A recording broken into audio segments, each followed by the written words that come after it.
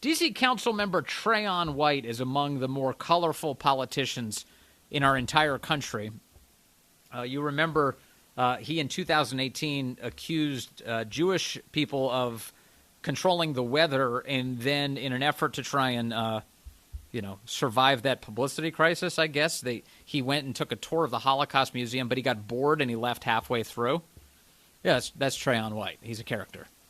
But today he can add to his laundry list of zaniness that he's been arrested by the FBI. Yesterday he was arrested by the FBI under a lot of mystery, and we find out today the reason for that is because the feds now allege that Trayon White took tens of thousands of dollars in bribes, according to the Washington Post. But if you look at the number, it's actually in the hundreds of thousands of dollars, $156,000 in undisclosed kickbacks and cash payments to pressure officials with the D.C. Department of Youth Rehabilitation Services and the Office of Neighborhood Safety and Engagement to extend a contract for a company that was working with them. And he was taking kickbacks in order to keep that all going. Hundreds of thousands of dollars. Here with more on this story and with reaction to it is Chuck Theiss. He's a D.C. political and policy consultant. We always turn to him on so many of these D.C. stories. Chuck, good to have you with us, sir. Well, good afternoon, Vince. How are you? I'm doing all right, but I'm curious, what's going on here? Trayon White is upholding an old Washington tradition of taking bribes, at least according to the FBI. Yeah, a lot of money, $150,000. This all started in 2020, in May of 2020, when this contractor was denied an extension of his contract because allegedly the data that he was providing to the district was fraudulent. Basically, this contractor was responsible to do background checks. I don't know on whom. And the district determined that the background checks that he was providing were fraudulent, and they canceled the contract. This individual went to Trayon White, council member Trayon White, and allegedly offered him $20,000 to help correct the situation. And according to the government's investigation, Trayon dutifully tried to correct the situation and put the $20,000 in his pocket.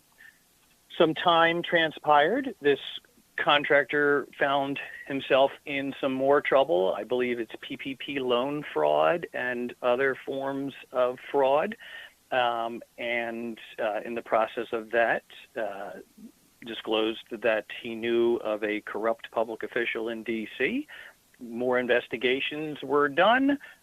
Basically, a sting operation was conducted over the course of what seems like 2 months, during which Trayon White allegedly accepted $140,000 in bribes, and also a trip to Las Vegas and a trip to the Dominican Republic. And yesterday at his apartment, interestingly, not in Ward 8, the part of the city that he represents, but in Ward 6, which is a place he shouldn't be living as per his job, the FBI showed up in very forcefully. They had battering rams. They had multiple cars. There was at least 10 personnel on site, and they arrested him and held him overnight. So and does it's this come kind as of a big deal. Go ahead. Yeah. Well, why is it a big deal? Well, it's kind of a big deal that they held him overnight. Typically with an elected official, it's not like there was something imminent here. We're not talking about someone who was holding someone hostage or there was harm for an individual, right? So typically, if you're an elected official, they talk to you and your attorney, and they agree to some terms where you surrender yourself in the morning. They process you. You see a judge. And by lunchtime, you and your attorney are back on the street having lunch, trying to figure out how to undo all these problems. So what does this tell you? For them, so what does it tell you that they didn't do it that way? I mean, that's a pretty big deal that you show up with force and battering rams and a big battering team. Rams, yeah. Ready to fight, basically. What do you think led them to believe that was necessary? Well, talking to a law enforcement official who is not familiar with the exact particulars of this situation, but has dealt with the arrest of elected and public officials elsewhere, his guess is that the feds reached out and made an offer and tried to arrange a surrender, and Trayon White resisted, and basically told them to, pound sand. And they gave him another opportunity. They usually give you two. The first one, okay, we've shocked you. The second one, hopefully you're having more reasonable thoughts. And he told them to pound sand again, and they don't like that. So they're like, fine, we'll pick you up on Sunday, and that means you're not going to see a judge until Monday, and you get to spend half a day in prison. So this is just to a trained eye. That's the scenario that you suspect occurred, or at least your law enforcement source suspects. Yeah. He basically played around with them, and they got upset, and they're like, "Okay, watch what we can do." And he's lucky. They could have picked him up on Friday night, and he would have sat in prison until Monday morning. I laughed when I saw this headline because of how much I kind of thought it's not that much of a surprise, I guess, and sad that that's the case. Were you surprised at all by this, how all this went down? No, and it's unfortunate. I've worked in district politics for decades, and there have been whispers since Trayon first was elected 8 years ago that he shakes down contractors, that he puts his hand out and expects it to be greased. I've never had anyone present me evidence. I've never had anyone basically say, there's something here that requires the FBI's involvement. But I'll tell you, I've been in this city a long time, and there's only one other council member who I ever heard such rumors about, and that was Michael Brown, and he went to prison for taking bribes. So the people who share these rumors, they're fairly credible. No one wants to call someone a crook who isn't a crook. So, no, it didn't surprise me. As a matter of fact, when I got a call from a journalist, the individual who scooped this story, Tom Sherwood, and he asked what I thought, the first word out of my mouth was graft. I don't think this is drugs. I don't think this is guns. I don't think this is racketeering, gambling, whatever, shoplifting. No, this is graft.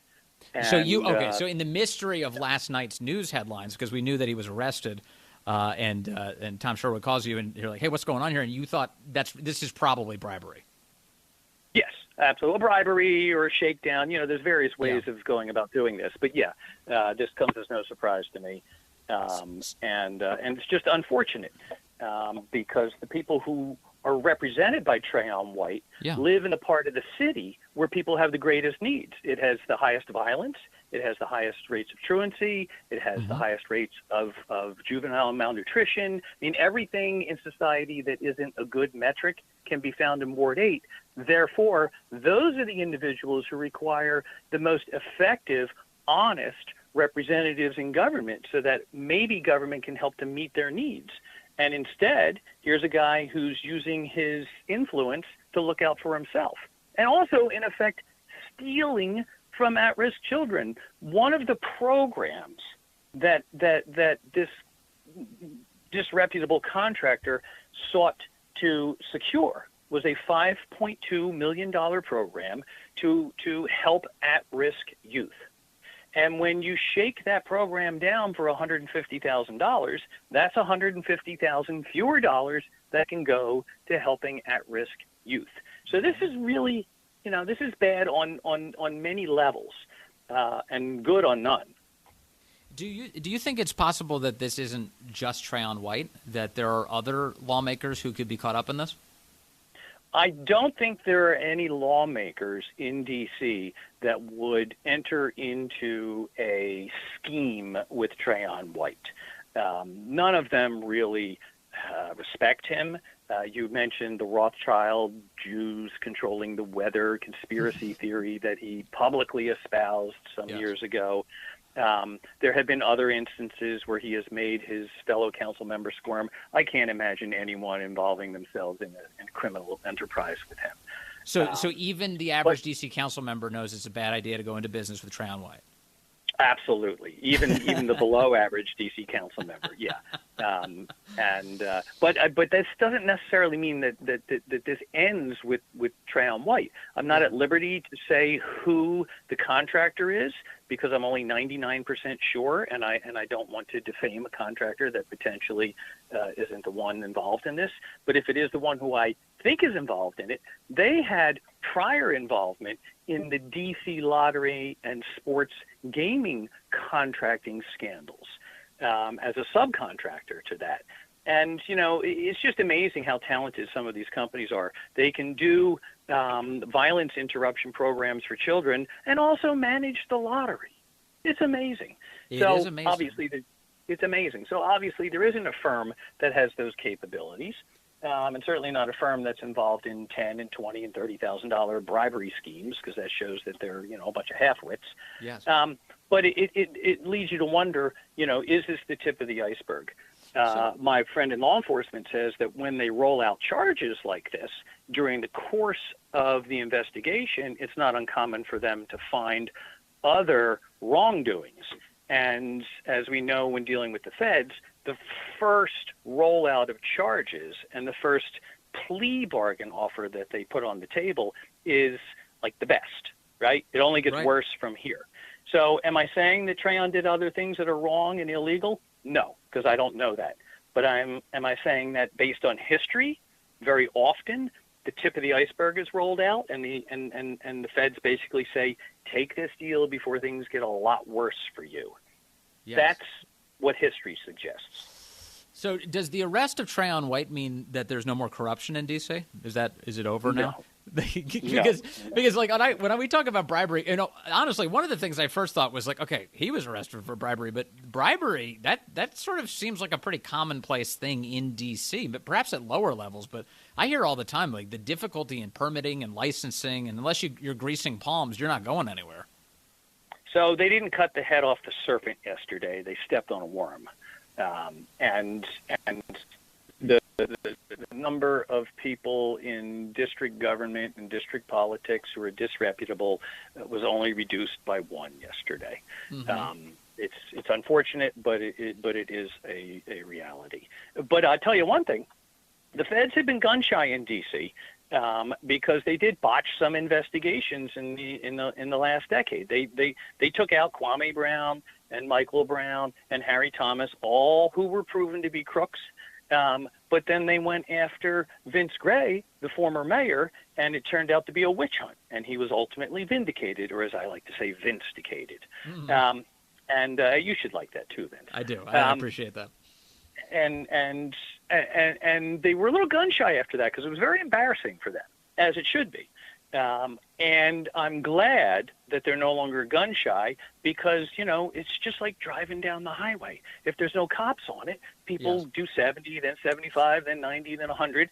And eventually you need to put a cop out there and say, hey, folks, it's 65. Let's be a little more careful here. So one of the things I'm taking away, though, from your assessment, which is very smart, Chuck, as always, thank you, is that Trayon White being isolated on the council, that he wasn't really close to people and that they wouldn't go into a criminal enterprise or even a legitimate business with him, that suggests to me that he wasn't protected. I mean, if you don't have allies around you and you're running a scheme like this, you're toast. But if you have people who are powerful around you, who are linked to you, there's a way perhaps to dodge all of this. Is that one of the lessons here? Oh, absolutely. Absolutely. Especially if you attach yourself to people who, are too big to fail, so to speak. Yeah. And Trayon didn't have that. He was isolated. He was operating without allies. And in fact, we'll see that come to fruition on the 17th of September. The council's in recess right now, but on the 17th they reconvene, and the first act that the council chairman, Phil Mendelson, will take is to strip Trayon White of his chairmanship of the Committee on Parks and Rec. And so he will be further isolated. They won't just strip him of that committee. They'll remove him from all committees. So basically he'll just be one of 13 votes on the council, and they'll also begin the process of investigating not just what Trayon did wrong, but what the council's tools are for remedying that. And that's a bit of a sticky wicket because unless this whole thing has been adjudicated by then, which is very unlikely, the witnesses and the evidence that would be available to the council will be unavailable to the council. The FBI and the feds will be holding on to that. And in fact, Trayon White's lawyers would never let him testify under oath to the council while being investigated by the FBI. So the council's a little hamstrung with regard to what it can do to Trayon. It could expel him, but it's it's just not a good look to expel someone who hasn't had their day in court, or at least hasn't been subject to a very thorough investigation. So we'll have to see how the politics of all that play out. And in fact, he's on the ballot in November. Yes. He won the Democratic primary in June. He is on the ballot in November, and there's no mechanism to remove. The only person who can remove him from the ballot is himself. Yeah. And it gets so much more complicated because, like, if it's not resolved by November, which it won't be, and he gets reelected, which he is likely to be, then what are you saying? Like, screw you to the voters? I mean, if you throw them out after that? So it's going to be very fascinating to see what happens. And one more thing. I do have the audio. I wanted to play it. This is Trayon White stepping outside of the courthouse. Reporters throwing some questions to him. Did you accept bribes? Anything, council member? Did you accept these bribes, council member? Anything you want to add? Anything you want to say? Sir.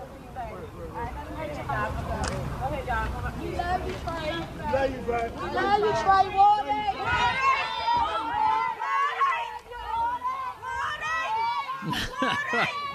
Unbelievable. So you know, a good old fashioned corruption story. I feel like I live in, like, I don't know, Gotham City or something. The guy's like, you know, squirreling away.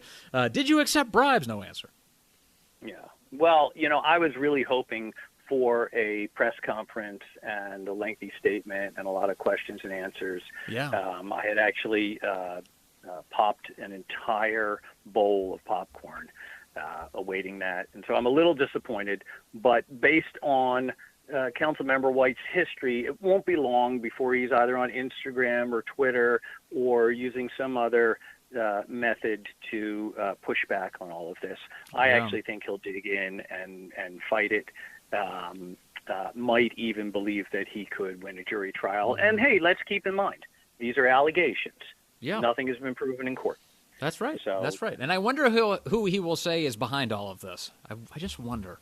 Okay. Maybe in the the meantime, people who control the weather. Yeah, the weather controlling people. Chuck Theiss, as always, thank you, sir. Great to talk to you.